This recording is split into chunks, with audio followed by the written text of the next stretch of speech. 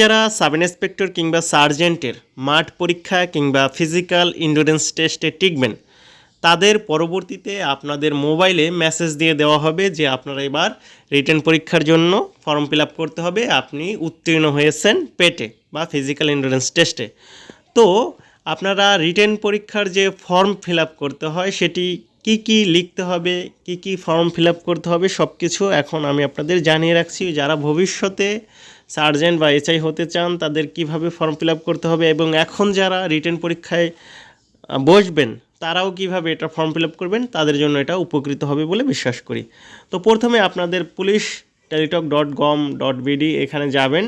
যাওয়ার পর আপনি দেখবেন যে এখানে বিভিন্ন ধরনের বিষয় দেয়া থাকে। তো আপনি দেখেন written application form for cadet sub inspector of police, এখানে আপনি ক্লিক করবেন প্রথমে। তো ক্লিক করার পর দেখবেন এখানে চলে আসবে যে ইউজার আইডি এবং পাসওয়ার্ড। তো আপনাদের মোবাইলে যে ইউজার আইডি এবং পাসওয়ার্ড আছে সেটা দিয়ে আপনারা প্রবেশ করবেন। তো আপনি যদি টিকেন এখানে তখন সাথে সাথে আপনার ফর্মটা এখানে শো করবে, এবং যদি আপনি না টিকেন তাহলে এখানে আসবে না। তো যাই হোক, এখন দেখেন আমি আগে থাকতেই এটা একটা করে রেখেছি, ইউজার আইডি এবং পাসওয়ার্ড দিয়ে আমি এটা চলে আসছে আমার। তো দেখেন প্রথমে আসবে পদের নাম, এখানে সাব ইন্সপেক্টর, যদি সার্জেন্ট থাকে তাহলে সার্জেন্ট আসবে। আবেদনকারীর নাম বাংলায় নাম লিখতে হবে আপনাকে, তারপর নিজ জেলা, ঠিক আছে, নিজ জেলা লিখতে হবে। জন্মস্থান যে কোনো জায়গায় হতে পারে, তো জন্মস্থানটা ওখানে আপনাকে দিতে হবে। তারপর দেখেন লিঙ্গ, এখানে ফিমেল বা মেল এটা দেয়া থাকবে আগে থেকেই। ধর্ম হিন্দুইজম বা মুসলিম বা খ্রিস্টান যাই থাকুক না কেন।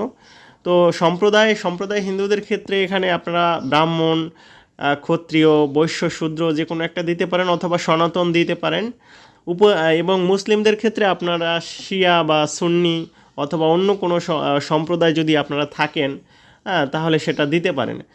তো উপজাতির ক্ষেত্রে আপনার উপজাতির নাম দিবেন। শনাক্তকরণ চিহ্ন কি হতে পারে, যে কোনো চিহ্ন হতে পারে, যেমন আপনার মুখের ডান পাশে একটা তিল থাকতে পারে, অথবা একটা কাটার চিহ্ন থাকতে পারে কোথাও, মানে যাতে আপনাকে কোনো মানে আপনি যদি অসুস্থ হন বা কোথাও গিয়ে আহত হন যাতে আপনাকে চেনা যায়, এরকম কোনো একটা শনাক্তকরণ চিহ্ন আপনি দিতে পারেন।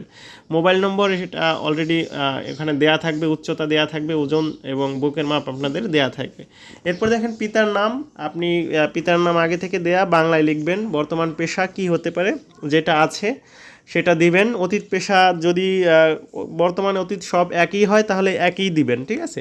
এখানে বিভিন্ন ধরনের পেশা থাকতে পারে, যেমন বাংলাদেশ পুলিশে থাকতে পারে, রেগুলার বেসিস, আন্ডার বেসিস থাকতে পারে। এখন এই যে Bangladesh regular basis under revenue budget, এটার মানে সরকারি কর্মকর্তা, মানে বাজেট থেকে যারা সরাসরি বেতনটা পায়। Ad hoc basis under revenue budget, এবার অ্যাডহক মানে আপনার স্বায়ত্তশাসিত টাইপের। Temporary basis under revenue, work charge basis মানে টেম্পোরারি বেসিস। এগুলো আপনারা মোটামুটি বুঝবেন যে কোনটা। অটোনোমাস যদি কোনো কিছু থাকে, সেমি অটোনোমাস যদি থাকে, government organisation, private organisation, business, self employment, others. যদি কৃষক বা অন্যান্য বিষয় থাকে তখন আপনি আদার্স দিয়ে দিবেন, ঠিক আছে।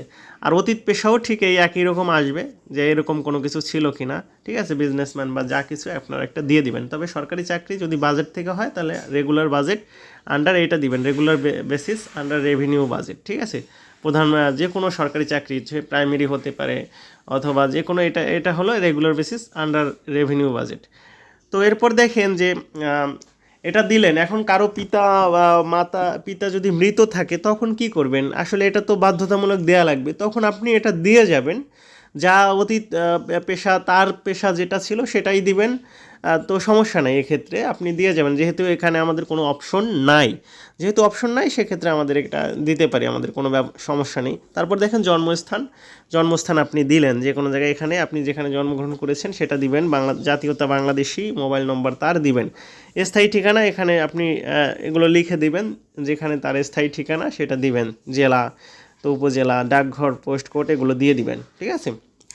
তো এখানে আপনার স্থায়ী ঠিকানা এবং আপনার বাবার স্থায়ী ঠিকানা যদি আলাদা হয় সেক্ষেত্রে খুব বেশি সমস্যা হবার কথা নয়। তারপরেও আপনার স্থায়ী ঠিকানা এবং আপনার বাবার স্থায়ী ঠিকানা একই হওয়া ভালো।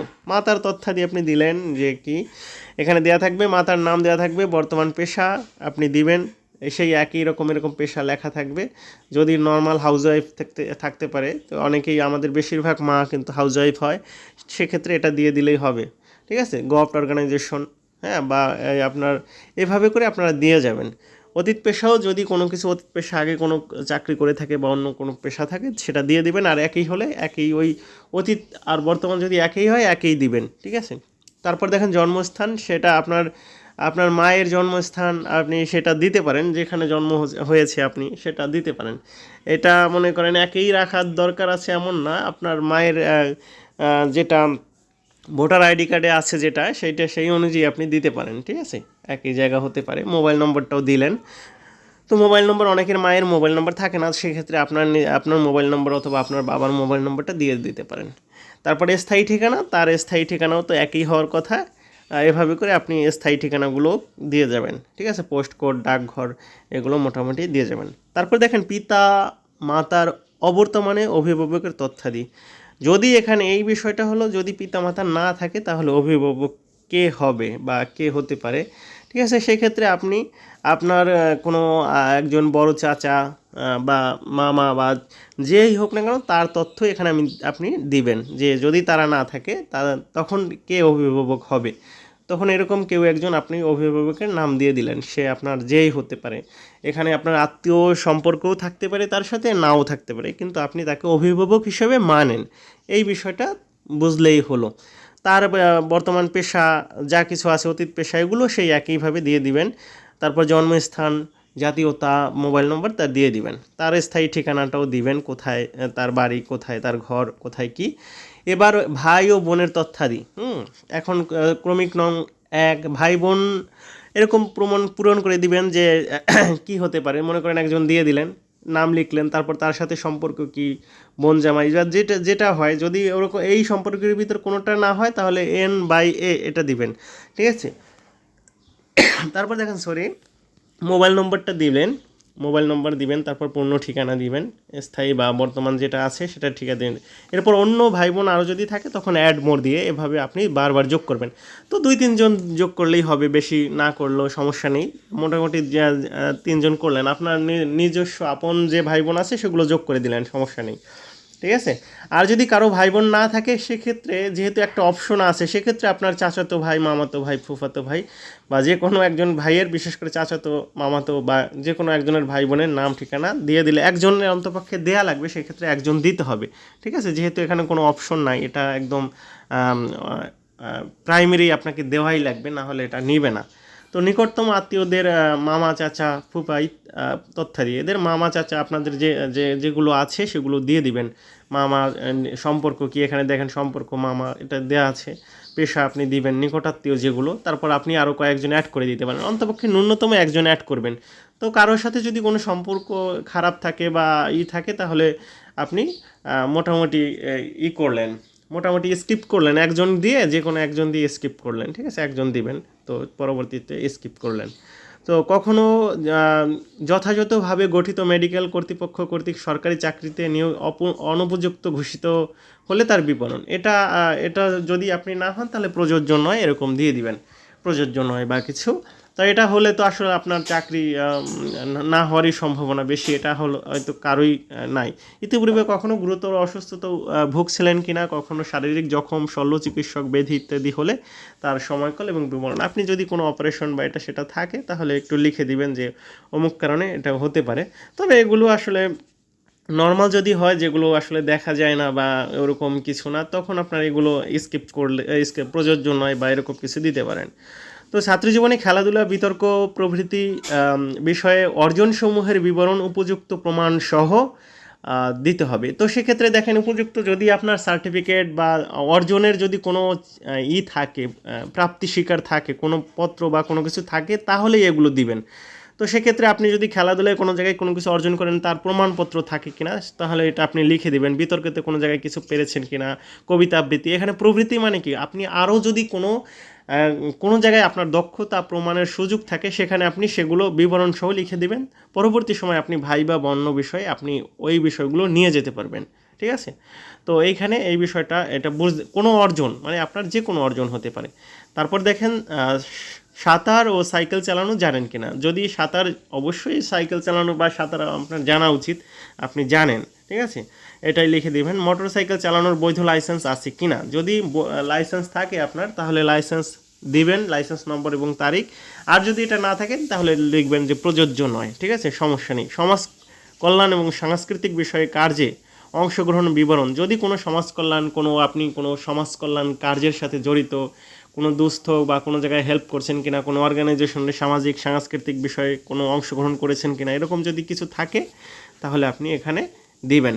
প্রার্থী একক বা যৌথভাবে অথবা বেনামিতে কোনো ভূ স্থাবর সম্পত্তি অধিকারী কিনা, মানে এখানে আপনি কোনো জমির মালিক কিনা, আপনার নামে কোনো জমি বা দলিল কোনো কিছু আছে কিনা সেটা থাকলে আপনি উল্লেখ করে দিবেন, এবং কত শতাংশ আছে সেই বিষয়টা থাকলে তার বিবরণ, আনুমানিক মূল্য কত হতে পারে সেগুলো একটু লিখে দিয়ে দিবেন। উক্ত সম্পত্তি কোথায় অবস্থিত তা উল্লেখ করতে হবে, তাই না, কোথায় অবস্থিত মানে আপনার জায়গাটাও সেটা দিয়ে দিতে হবে যে কোথায় আপনার সেই জায়গাটা। ইতিপূর্বে কোনো ফৌজদারি মামলায় অভিযুক্ত কিংবা সাজাপ্রাপ্ত হয়েছিলেন কিনা হলে মামলার সূত্রসহ বিস্তারিত উল্লেখ করবেন। যদি কোনো মামলা আপনার হয়ে থাকে তাহলে আপনি সেটা উল্লেখ করবেন। আর মনে করেন জিডি হলে দরকার নাই, মামলার জিডি কিন্তু আলাদা সেক্ষেত্রে। আর যদি আপনার মনে করেন, আর এটা নিয়ে ভয় পাবেন না, মূলত হলো আপনি মামলা হলেও আপনার যদি কোনো সাজা না হয় তাহলে কিন্তু কোনো সমস্যা নেই, মানে সাজাপ্রাপ্ত হলে আপনার চাকরি হবে না, কিন্তু আপনার মামলা হলো, মিথ্যা মামলাও তো হতে পারে বা যে কোনো কিছু হতে পারে, তখন আপনার মামলা হোক আর যাই হোক না কেন আপনি কিন্তু বাদ যাবেন না। আপনি মামলা আপনার ডিসমিস হয়ে গেছে, সমস্যা নেই, তো সেক্ষেত্রে আপনি মামলা বা এটা সেটা দিতে পারেন। আবার এটা অনেক সময় আপনি স্কিপও করতে পারেন, এটা আপনার বিষয়। তবে যদি থাকে এবং সবাই যদি সেটা মানে সব জায়গায় থানা বা অন্য জায়গায় থাকে, আপনার যদি কোনো সমস্যা না থাকে, ভয় না থাকে, তাহলে অবশ্যই আপনি সেখানে এটা উল্লেখ করতে পারেন। ইতিপূর্বে পুলিশ বাহিনী ত্যাগ করে থাকলে তার কারণ বা তারিখ, যদি পুলিশ বাহিনীর কনস্টেবল বা অন্যান্য পদে বা কোনো কারণে যদি করেন তাহলে এটা কারণটা লিখবেন যে হ্যাঁ অমুক কারণে আমি এটা করেছিলাম। কিন্তু আপনার যদি কোনো কিছু না থাকে তাহলে প্রযোজ্য নয় লিখবেন। তারপর দেখেন 3 জন ব্যক্তির নাম ঠিকানা যাদের প্রার্থীর তার উত্তরাধিকারী হিসাবে গণ্য করেন, উত্তরাধিকারী হিসাবে হতে পারে। তো উত্তরাধিকারী কে হতে পারে? আপনার ভাই, বোন, ঠিক আছে। বউ তো আর এখন নাই নাকি ভাই, বউ থাকলে কিন্তু চাকরি হবে না। সেক্ষেত্রে আপনারা যে কোনো ভাই হতে পারে, বোন হতে পারে, বা কাছের কোনো মানুষ যাকে উত্তরাধিকারী হিসেবে আপনি কল্পনা করবেন, তার নাম আপনি লিখলেন। তারপর ক্রমিক নং 2 দিলেন, ঠিক আছে, 3, এরকম করে আপনি তার সম্পর্কপূর্ণ ঠিকানা তার দিবেন। এরপর দেখেন যে 3 জন বিশিষ্ট ব্যক্তির নাম ঠিকানা যারা প্রার্থীর আত্মীয় নন, যারা রক্তের সম্পর্কিত কোনো আত্মীয় স্বজন নয়, তবে প্রার্থীকে চিনে। এখানে হতে পারে স্কুলের প্রধান শিক্ষক, গণ্যমান্য ব্যক্তি, অথবা চেয়ারম্যান, অথবা আপনাকে চিনে, যে আপনার সম্বন্ধে ভালো কোনো কিছু জানে, আপনাকে সবসময় শুভাকাঙ্ক্ষী হিসাবে দেখে, আপনাকে চিনে কিন্তু আপনার আত্মীয় নয়, এরকম থাকতে পারে। এটা আপনার এলাকার ভিতর হতে হবে এমন কোনো কথা না, আপনার এলাকার বাহিরেও হতে পারে, ঠিক আছে, এলাকার অন্য জায়গাও হতে পারে, যে কোনো জায়গায়, দেশের ভিতরে হলেই হবে, যাতে আপনাকে চিনে। তার ঠিকানা আপনি দিয়ে দিলেন এরকম 2 জন করে, যে কোনো জায়গায়। আপনার ভার্সিটির টিচার হতে পারে, আপনার স্কুলের শিক্ষক হতে পারে, বা অন্য যে কোনো জায়গায় যে কোনো প্রতিষ্ঠানের কোনো লোক হতে পারে, ঠিক আছে। এইভাবে করে যখন আপনি দেখবেন যে আপনার পুরো সব কিছু হয়ে যাবে, তখন the above information is correct এটা দিয়ে আপনি ওই জায়গায় টিক চিহ্ন দিবেন, টিক চিহ্ন এরকম টিক চিহ্ন দিবেন, তারপর নেক্সটে চলে যাবেন, ঠিক আছে। নেক্সটে চলে গেলেই কিন্তু তখন আপনার পরবর্তী ধাপগুলো কিন্তু তখন আবার চলে আসবে। পরবর্তী আপনি একটা ডিক্লারেশন দিবে, আমি এটা তো দেখাচ্ছি, দেখেন আপনারা পরবর্তী সময়ে এরকম চলে আসবে যে পুরো একদম দেখেন যে আপনি সব ঠিকানা সব কিছু দেওয়ার, রেফারেন্স নাম বা এটা সেটা সব কিছু দেওয়ার পর দেখেন এখানে এই ডিক্লারেশন এরকম এটা টিক দিবেন, তখন কিন্তু পরবর্তী সময় পরবর্তী পেজটা চলে আসবে যে সব কিছু, যে আপনি সব কিছু কমপ্লিট হয়েছে। এখন আপনি কি করবেন? ফি দিবেন, ঠিক আছে, 550 টাকা ফি দিবেন। তো এক্ষেত্রে আপনার সময় পাওয়া যায়, আরও একদিন সময় পাওয়া যায়। যেমন এই 40তম সাব ইন্সপেক্টরের ক্ষেত্রে যে 13 তারিখ সন্ধ্যা 6টার ভিতর আপনাদের আবেদন শেষ হবে, এবং 14 তারিখ সন্ধ্যা 6টার ভিতর আপনাকে টাকা দিতে হবে। টাকা দেওয়ার সিস্টেম 550 টাকা কীভাবে দিবেন দেখেন। আপনি প্রথমে সাব ইন্সপেক্টরের ক্ষেত্রে প্রথমে এসএমএসটা লিখবেন SIP, তারপর বড় হাতের লিখে স্পেস দেবেন, তারপর ইউজার আইডি, তারপর 16322-তে পাঠিয়ে দেবেন। এরপর সে একটা ফিরতি এসএমএস দিবে। ফিরতি এসএমএস দেওয়ার পর আপনারা উদাহরণ সহকারে এটা দেখেন যে এটা দিবে। তারপর ফিরতি এসএমএস দিলে পর সেকেন্ড এসএমএস হবে। তো সেখানে আপনি একটা পাবেন, পিন নাম্বার পাবেন। পিনটা পাওয়ার পর আপনি লিখবেন, আবার সিপ লিখবেন, তারপর স্পেস লিখবেন, তারপর ইয়েস বড় হাতের সাথে, তারপরে স্পেস, তারপর পিন দিয়ে তারপর 16322-তে পাঠিয়ে দিবেন। তো 16322-তে পাঠানোর পর তখন আপনাকে কিন্তু একটা সফলভাবে টাকা জমা দেওয়া, আপনার 550 টাকা কিন্তু কেটে নেওয়া হবে একটা টেলিটক নম্বর থেকে। 550 টাকা কিন্তু আপনার রাখা লাগবে। তার মানে কি 550 টাকা 560 টাকার মতো আপনি সেই টেলিটক নম্বরে রাখবেন। তখন আপনার টাকাটা কেটে নেবে এবং বলবে যে সফলভাবে সব কিছু কমপ্লিট হয়েছে, আপনাকে অসংখ্য ধন্যবাদ, এটা সেটা কনগ্রাচুলেশন, অভিনন্দন জানাবে, কনগ্রাচুলেশন জানাবে। তো জানানোর পর পরবর্তী সময় আপনাকে একটা পাসওয়ার্ড এবং ইউজার আইডি বা যেটা ছিল সেটা তো আবার নতুন করে আপনাকে আবার পাসওয়ার্ড, একটা পিন, এটা সেটা দিবে বা যাই, ওইটা দেওয়ার পর তখন আপনি পরবর্তী সময় আপনার অ্যাডমিট কার্ড এই পাসওয়ার্ড আর এই পিনের মাধ্যমে পরবর্তী সময় উঠাতে পারবেন, পাসওয়ার্ড বা পিনের মাধ্যমে, ঠিক আছে। তখন আপনি নতুন করে উঠানোর পর আপনি কিন্তু সেই অ্যাডমিট কার্ড নিয়ে পরবর্তী সময় আপনার যার যার রেঞ্জের সেন্টারে আপনারা কিন্তু পরীক্ষা দিতে যেতে পারবেন। তো পরবর্তী সময় অ্যাডমিট কার্ড নিয়ে আপনারা পরীক্ষা দিতে যাবেন এবং আপনাদের এখন 40তম এসআই 16 তারিখ পরীক্ষা শুরু হতে যাচ্ছে। এবং আপনারা যারা এসআই সার্জেন্টের প্রস্তুতি নিচ্ছেন বা এই বিষয়ে একটু বেশি সিরিয়াস, তারা আমার সাথে যুক্ত থাকতে পারেন। যারা ফেসবুক থেকে দেখছেন আমাকে লাইক, ফলো, কমেন্ট করতে পারেন। যারা ইউটিউব থেকে দেখছেন সাবস্ক্রাইব, কমেন্ট করবেন এবং আপনার বন্ধুবান্ধব, ভাই, ভাতিজা, ভাগ্নি যারা আছেন তাদেরকে শেয়ার করবেন কমেন্টটা। তো ঠিক আছে, আমি আমার মতো করে চেষ্টা করেছি। তো ভুল ত্রুটি ক্ষমা সুন্দর দৃষ্টিতে দেখবেন। সবাইকে অসংখ্য ধন্যবাদ জানিয়ে শেষ করছি।